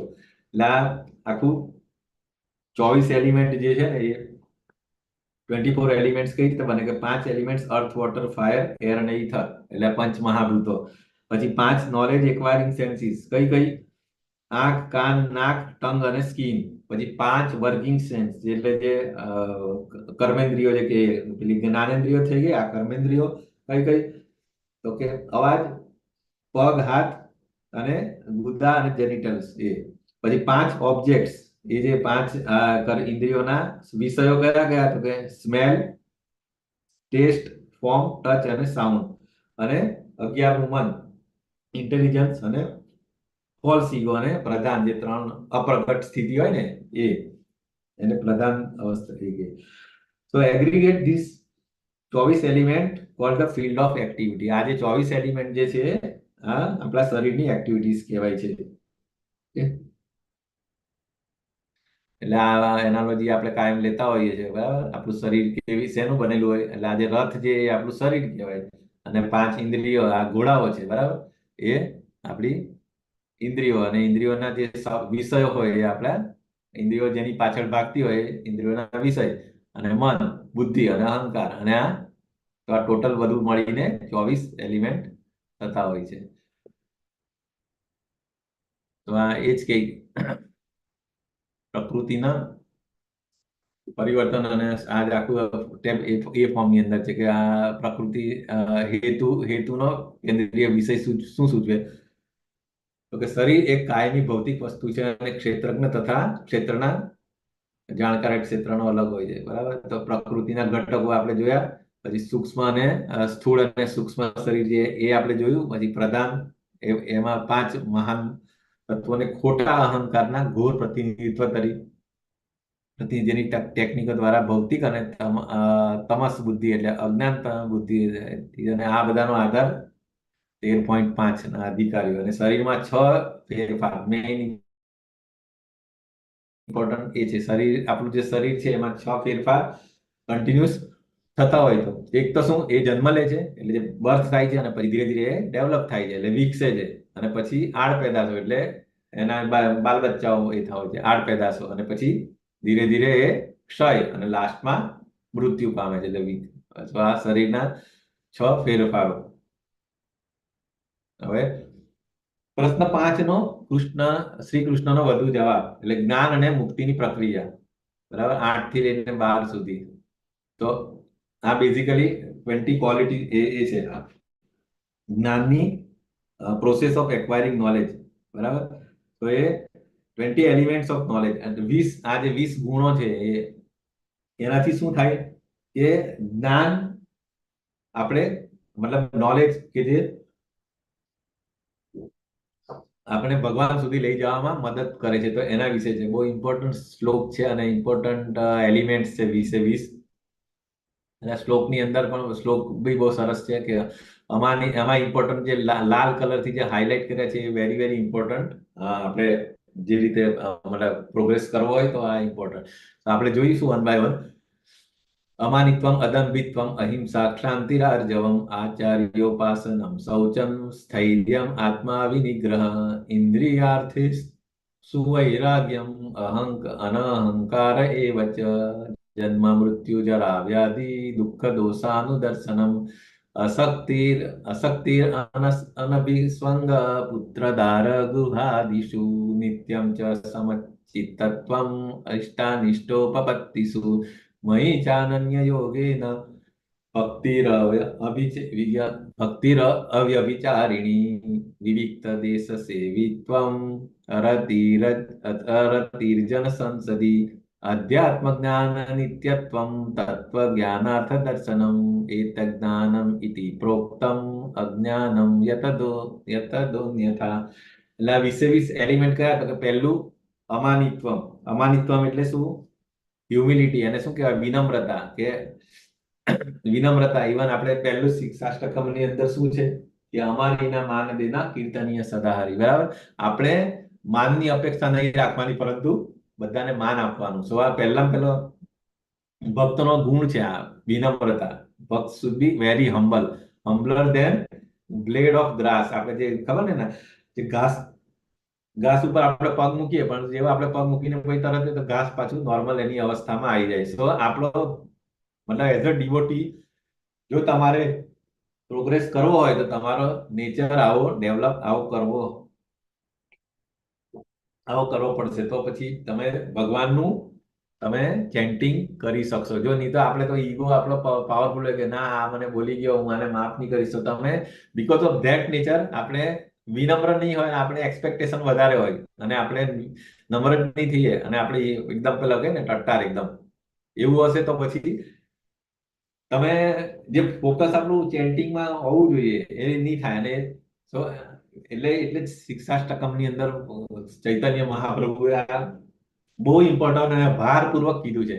આપણને ખબર છે શિક્ષાષ્ટકમ ચૈતન્ય મહાપ્રભુએ ફક્ત 8 જ શ્લોક આપેલા છે, બાકી બીજું કશું નથી આપ્યું. સો એની અંદર આખા બધાનું એક્સ્ટ્રેક્ટ આવી ગયું છે. એ જે 8 શ્લોક જે જો તમે સમજો ને તો તમે બધી વસ્તુ બધા શાસ્ત્રોનું નોલેજ આવી જાય છે. અને પછી બધી એ નોલેજ પછી એમને સડ ગોસ્વામીઓને આપ્યું હતું અને પછી એમને કીધું હતું કે તમે હવે કૃષ્ણના પાસ્ટ ટાઈમ્સ અને એમના વિશે તમે ગ્લોરીફાઈ કરો.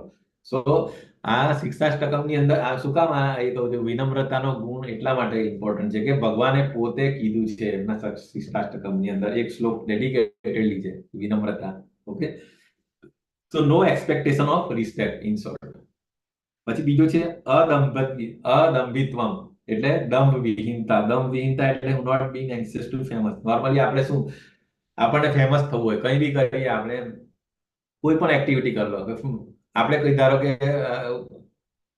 કંઈ એચીવ કરીએ મટીરિયલ ગેઇન કરીએ તો મારું નામ થવું જોઈએ, મને બધા ઓળખે, આપણે બોર્ડની અંદર કે આપણે ટોપર કે કોઈ પણ એક્ઝામની અંદર કોમ્પિટિટિવ એક્ઝામની અંદર આપણે ટોપ એચીવ કરીએ તો આપણે શું બધાને આર એ આપણું અંદરથી પેલી બહુ ઈચ્છા હોય ને મારે ફેમસ થવું છે.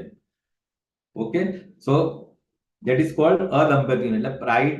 એટલે એનાથી શું થાય કે આપણે અભિમાન આવે. પ્રાઇડ તો બેઝિકલી એ પ્રાઇડ લેસનેસ હોવી જોઈએ કે અદંપતિ. તો એનાથી શું થાય કે આપણે ઇન શોર્ટ આપણે પેલું છે કે ને ગમે એટલું તમે અચીવમેન્ટ કરો નો ડાઉટ એ તો એ મટીરિયલ વર્લ્ડની અંદર તો લોકો તમે નહીં કરો તો બીજા ગ્લોરીફાય કરો કે હા જો આના છોકરાને એટલા ટકા એવા કે આણે આમ કર્યું, આણે આ એચીવ કર્યું, કે આમને આ ગાડી લીધી, કે આમને આ જગ્યાએ પાર્ટી પ્લોટ લીધો કે વોટ એવર ઇટ.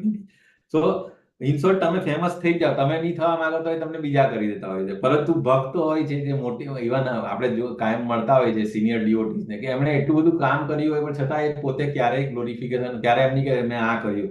ઠીક છે, ઇવન આપણે રિસેન્ટલી જે સિનિયર ડીઓટી આપણે ગોપાલ કૃષ્ણ પ્રભુમાં આપણને પેલા આટલું બધું એમણે કર્યું હતું શીતલા પ્રભુપાદને આટલા મોર દેન 50 years શીતલા પ્રભુપાદની જોડે એકદમ કામ કરેલું, આટલું એચિવમેન્ટ કર્યું, પણ આપણને એટલું એમના વિશે નોલેજ નતું ખબર કે એમને શું શું કેવી રીતે એમણે કન્ટ્રીબ્યુટ કર્યું શીતલા પ્રભુપાદના વર્કની અંદર.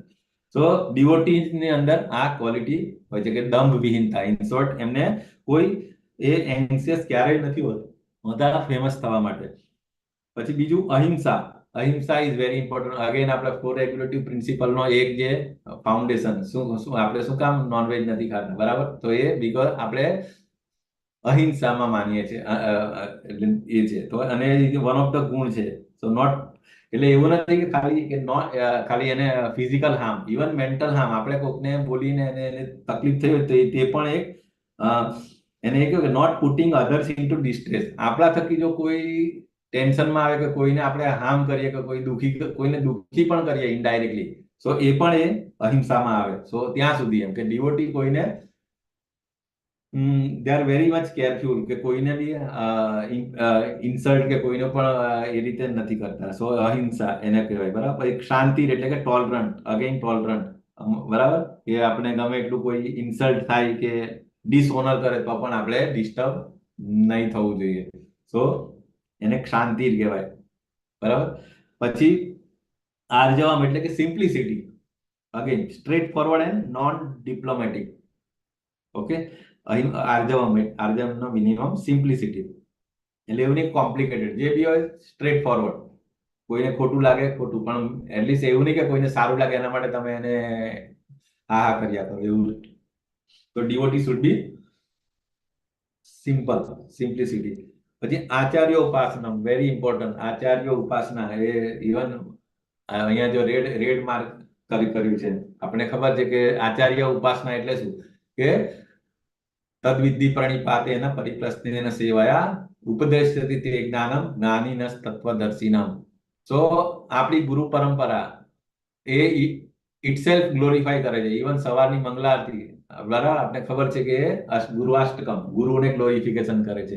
કે આપણને ખબર છે ઇમ્પોર્ટન્સ ઓફ ગુરુ, કે એ ભગવાનનું એક્સટર્નલ મેનિફેસ્ટેશન છે. જો આપણે એટલે ગુરુ અને ભગવાન આપણે ઇવન આપણે જે રસ્તો જે પથ દર્શક હોય ને, આપણે ધારો કે કોઈ અન્ય જગ્યા જતા હોય ને આપણને જે ગાઈડ કરવા વાળો જે પેલો રસ્તામાં હોય ને કે બોમ્બે આટલા કિલોમીટર કે હવે તમે લેફ્ટ જાઓ રાઈટ જાઓ, so same way spiritual goal achieve કરવા માટે ગુરુ ઇઝ અ પથ દર્શક. અને એમાં પછી અલગ અલગ પાછા ગુરુ હોય, બરાબર. પથ દર્શક હોય, પછી શિક્ષા ગુરુ હોય, આપણે ગાઈડ કરતા હોય ઓલવેઝ, પછી દીક્ષા ગુરુ હોય જે આપણી રિસ્પોન્સિબિલિટી લઈને આપણને પ્રોપરલી પરંપરા સાથે જોડતા હોય છે અને આપણને કમિટમેન્ટ કરતા હોય કે ઓકે હવે નાવ if you follow this rules and regulation અને જ્યાં સુધી ભગવાનના ધામ સુધી નહીં લે ત્યાં સુધીની જવાબદારી મારી. So, આચાર્ય ઉપાસનમ એટલા માટે ઇમ્પોર્ટન્ટ છે. અને એ સ્ટાર્ટ ક્યાંથી થાય? સદગુરુનો આશ્રય. First V have to take shelter થી પછી ધીરે ધીરે પ્રોગ્રેસ કરીને ઇનિશિયેશન મીન્સ શરૂઆત, અને શરૂઆત પછી second initiation. So many progressive છે એટલે આચાર્ય ઉપાસનમ અહીંયા લખ્યું છે. પછી શૌચમ, અગેન ક્લીનલીનેસ, બોથ ઇન્ટરનલ અને એક્સટર્નલ. ઇન્ટરનલ એટલે શું? માઇન્ડ, અને એક્સટર્નલ એટલે બોડી. આપણે ખબર છે કે બંનેનું ક્લીનલીનેસ કેમ ઇમ્પોર્ટન્ટ છે, શું કેવી રીતે આપણે કરવાનું. મિનિમમ એક વાર તો નાવાનું જ છે. ઓરિજિનલી આપણે 3 વાર નાવાનું હતું, પરંતુ પેલા આપણે ભણવામાં બી આવતું હતું ને, એમાં નંદી બેલે જે મિસ્ટેક કરેલી 3 વાર નાવો, 1 વાર ખાવ, 1 વાર ખાવ, 3 વાર નાવ, એની જગ્યાએ એટલે આપણે ખરેખર તો 3 વાર નાવું જોઈએ. એટલે જે ડિવોટીસ છે જે ખરેખર, તો એમને હી યુઝ ટુ ઓલવેઝ પ્યોર, એટલે એ ક્યારેય મતલબ ઇમ્પ્યોર અવસ્થામાં રહી નહીં. એટલે મેક્સિમમ મતલબ ક્લીનલીનેસ બોથ. અને ઇન્ટરનલ એટલે શું કે માઇન્ડની અંદર પણ તમારી અંદર નેગેટિવ વિચાર કે કોઈના પ્રત્યે બુરો વિચાર નહીં આવવો જોઈએ. શૌચમ એ અર્થમાં છે, બંને રીતે ક્લીનલીનેસ. પછી સ્થૈર્યમ એટલે સ્ટેડીનેસ એટલે determine to progress in spiritual life.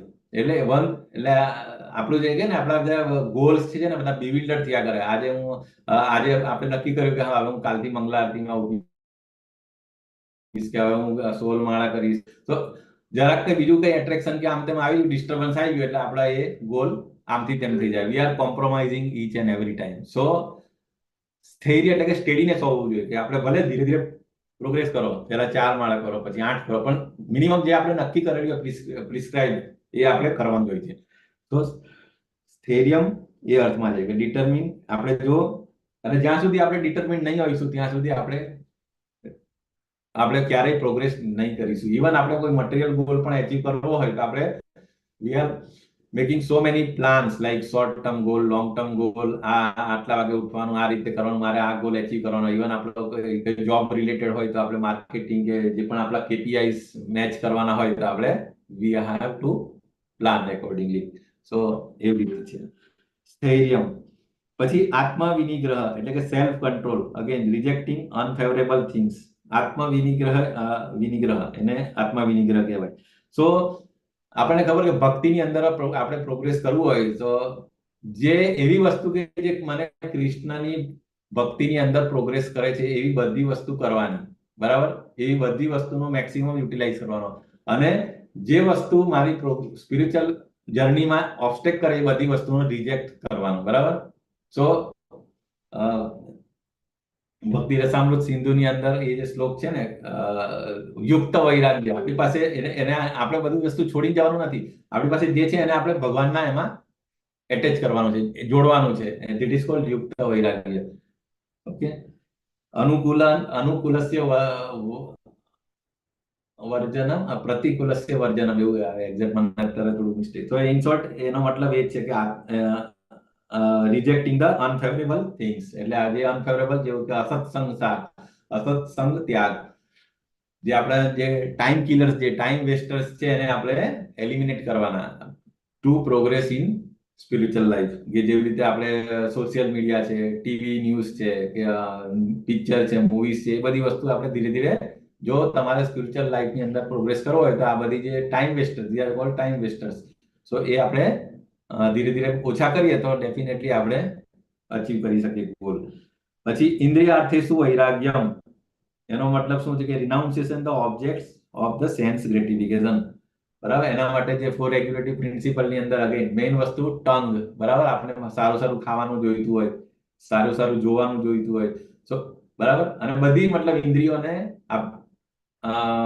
બધું ઇન્દ્રિયો એના વિષયો તરફ ભાગે છે, પરંતુ આપણે એને એમાંથી આપણે કંટ્રોલ એટલે એને પૂરું બંધ નથી કરવાનું, પરંતુ એને હાયર ટેસ્ટ આપવાનો છે. જે આપણે સેકન્ડ ચેપ્ટર ની અંદર જોયું ને કે હાયર ટેસ્ટ આપણે આપીએ એટલે ઓટોમેટિકલી એ ઇન્દ્રિયો પર કંટ્રોલ કરવો વેરી ડિફિકલ્ટ, પરંતુ એને જો હાયર ટેસ્ટ આપીએ તો it can be automatically lower ટેસ્ટમાંથી આપણે આપણી ઈચ્છા નહીં થાય. તો એનો મતલબ આ છે. પછી અહંકાર એવો છે એટલે કે no false ego, no identification with the body. એટલે નોર્મલી જો ફોલ્સ ઈગો શું કહેવાય કે ભાઈ આઈ એમ બોડી, અને જે મારા બોડીને રિલેટેડ હોય એનો આપણને અહંકાર થઈ જાય કે જો હું અમેરિકન છું, કે હું ઇન્ડિયન છું, કે જો મારી પાસે આટલા પૈસા છે, કે મારું હેલ્થ આટલી ફાઇન છે, કે મારું ફિઝિક્સ આટલું સરસ છે, એ રીતે. તો એ બધા બોડી રિલેટેડ જે પણ આપણે જે પ્રાઇડ કરતા ને તે બધું actually wrong, because we are not body, we are soul. So once we realise this concept, આપણને એ જે જ્ઞાન પાકું થઈ જાય ને તો આપણે ઓટોમેટિકલી એ ફોલ્સ ઈગો જતો રહે આપણે. મતલબ એ રિયલ નોલેજ આવ્યા પછી એ ઓછો થઈ જાય, અથવા તો ચેન્જ ટુ રિયલ ઈગો. કે આપણો રિયલ ઈગો શું છે કે આપણે દાસ છે કોના? કૃષ્ણના. That is cold real ego instead of false ego કે ભાઈ હું આટલો મિલકત છે, કે આટલો માલદાર છું, કે આ છે. એની જગ્યાએ હું દાસ છું, અને દાસનો પણ દાસ છું. That is cold real ego. Okay. પછી જન્મ મૃત્યુ જરા વ્યાધિ દુઃખ દોષાનું દર્શન. વેરી ઇમ્પોર્ટન્ટ પોઈન્ટ કે જો આપણને સ્પિરિચ્યુઅલ લાઈફની અંદર પ્રોગ્રેસ કરવો હોય તો આપણે આ વસ્તુ 4 વસ્તુ ઓલવેઝ આપણી નજરની સમક્ષ રાખવાની કે જન્મ મારો જો હું આ નહીં કરીશ તો મારે આ બધી 4 પ્રોસેસમાંથી પાસ થવું પડે. કઈ તો કે જન્મ મૃત્યુ જરા અને વ્યાધિ. આપણે ખબર છે ને કે પરીક્ષિત મહારાજને જે શ્રાપ આપેલો એમને કીધું કે 7 દિવસ પછી આ તક્ષક નાગ તમને આવીને કરશે. તો એમણે એને નેગેટિવમાં નહીં લીધું, એમને પોઝિટિવમાં લઈને એમને એ લીધું ને બધું રિનાઉન્સ કરીને ગંગા કિનારે આવીને ડિવોટી એસોસિએશનમાં આપણે ખબર છે સુખદેવ ગોસ્વામી આવીને એમને પછી શ્રીમદ ભાગવતમનું રિસાઇટ મતલબ આખું એ કરે છે. તો 7 દિવસની અંદર તો જો એ તો એમની પાસે તો 7 દિવસ હતા, આપણી પાસે 7 ક્ષણ પણ નહીં હોય, મે બી 7 દિવસ નહીં હોય, કે 7 કલાક પણ નહીં હોય. તો આપણે જો આ વસ્તુ ઓલવેઝ ધ્યાનમાં રાખીશું કે મારું મૃત્યુ ઇઝ અટલ છે અને ક્યારે પણ આવી શકે. જો એટલે અનુદર્શન એટલે શું કે વી શુડ નેવર ફોરગેટ, અને આપણે ઓલવેઝ એને જે માઇન્ડમાં રાખીએ ને કે નહીં મારે મૃત્યુ એ અટલ છે, આવવાનું છે, તો મારે એની માટે પ્રિપરેશન કરવાની. એની માટે પ્રિપરેશન એટલે શું કે મારે શું કરવું અને શું નહીં કરવું, અને આપણે મેક્સિમમ ટાઈમ ડિવોટી એસોસિએશન એ રીતે પાસ કરવાનો કૃષ્ણ કોન્શિયસની અંદર. સો આ પણ one of the very important knowledge. બરાબર. પછી અશક્તિ અનભિસંગ, એટલે એમાં આસક્તિ એટલે ડિટેચમેન્ટ. પછી freedom from entanglement with the children, પુત્ર દાર ગૃહાદિસુ. એટલે આ કોના આનો મતલબ શું કે જે આપણે ગૃહસ્થ હોય, બરાબર. ગૃહસ્થ એટલે we should follow our responsibility. આપણે નો ડાઉટ આપણે જે આપણી જવાબદારી છે એઝ અ પેરેન્ટ તરીકે, એઝ અ પિતા તરીકે, એઝ અ પુત્ર તરીકે, એઝ અ બ્રધર તરીકે એ આપણે કરવાની છે, પરંતુ વિધાઉટ એટેચમેન્ટ. નોર્મલી આપણે કંઈ પણ આપણે કરીએ તો કે એટેચમેન્ટ, હું પેલું કે ને કે હું તારું કરું તું મારું કરું, હું અત્યારે તારું એ કરું પણ હું વૃદ્ધ થવા કે હું બુઢો થઈશ ત્યારે તમે મને સપોર્ટ કરજો, તો દેટ ઇઝ કોલ્ડ એટેચમેન્ટ. અથવા તો આપણે વિથ એક્સપેક્ટેશન, આપણે એક્સપેક્ટેશન રાખીને આપણે કોઈ પણ કામ, દેટ ઇઝ કોલ્ડ બિઝનેસ. એવું નથી, આપણે કરવાનું છે because it is my duty. અને આપણી પ્રાઇમ ડ્યુટી શું છે કે બીકોઝ ઓફ આપણા થકી જો એ લોકો આપણા આ સંસારમાં આવ્યા તો મારી રિસ્પોન્સિબિલિટી કે એને કૃષ્ણ કોન્શિયસનેસ આપવાની. ભાગવતમની અંદર શ્લોક છે કે ભાઈ ગુરુ ન સસ્યા, પિતા ન સસ્યા, માતા ન સસ્યા, બંધુ. એટલે મેઇન જો તમે આ વસ્તુ નહીં કરી શકતા હોય તો તમારે માતા પિતા બનવાનો અધિકાર નથી. જો તમે તમારા બાળકોને કૃષ્ણ કોન્શિયસનેસ નહીં આપી શકતા હોય, જો તમે એઝ અ ગુરુ તરીકે તમારા ડિસાઇપલને તારી નહીં શકતા હોય તો તમારે ગુરુ નહીં બનવા. સો આ વેરી ઇમ્પોર્ટન્ટ છે. તો ઇન શોર્ટ ડિટેચમેન્ટ અને મેઇન તમારો પર્પસ શું છે એ વી શુડ નેવર ફોરગેટ.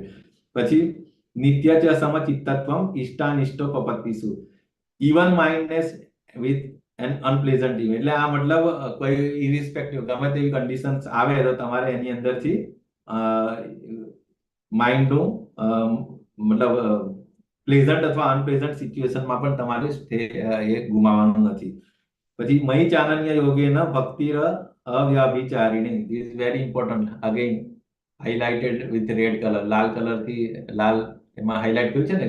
તો ભક્તિ અવ્યભિચારિણી વ્યક્તિ, બરાબર. તો કોન્સ્ટન્ટ અને અનઅલેવડ ડિવોશન ટુ મી, એટલે કૃષ્ણ ભક્તિ એટલે એવું નથી કે પાર્ટ ટાઈમ, કે ભાઈ ચાલો હા સવારે મેં મારું માળા કરી લીધી પછી બાકીના ટાઈમ હું ગમે તે કરું, કે ખાલી મંદિર જાઉં ત્યાં પૂરતો એકદમ સિન્સિયર એટલે ડુપ્લિસિટી, અને પછી પાછું મંદિરની બહાર આવે એટલે નોર્મલ એવું.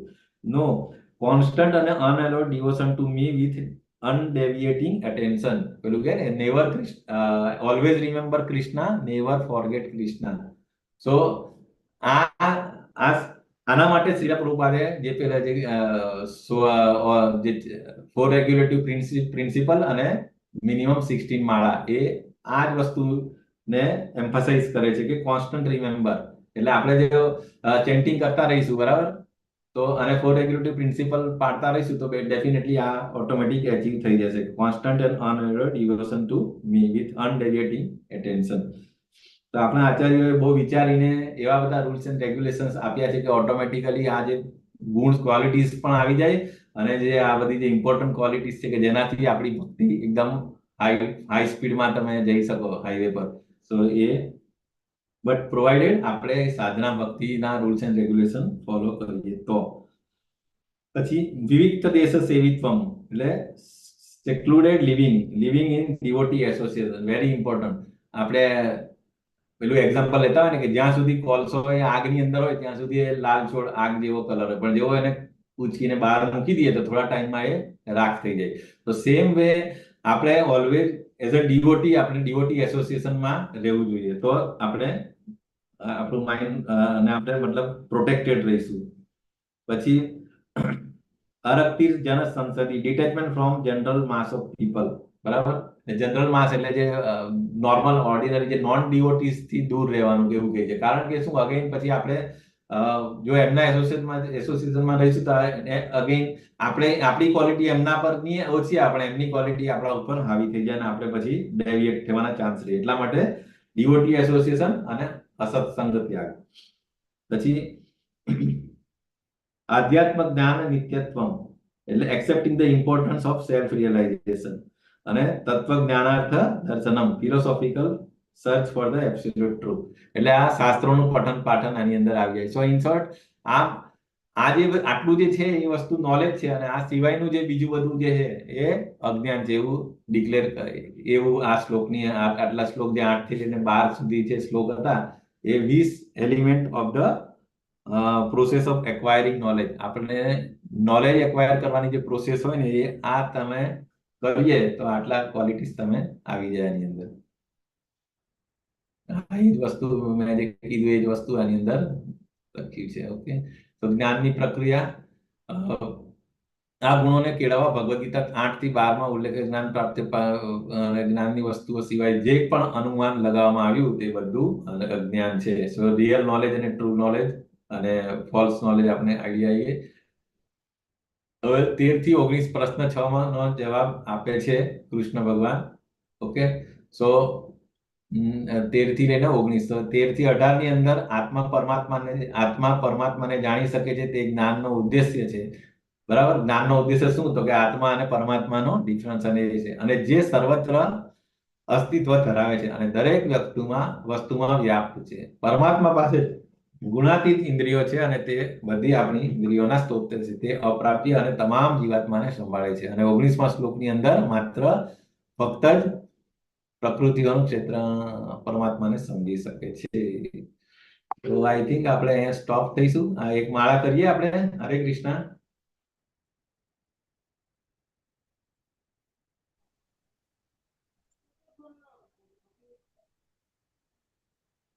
હરે કૃષ્ણ. હરે કૃષ્ણ પ્રભુ. યસ પ્રભુજી.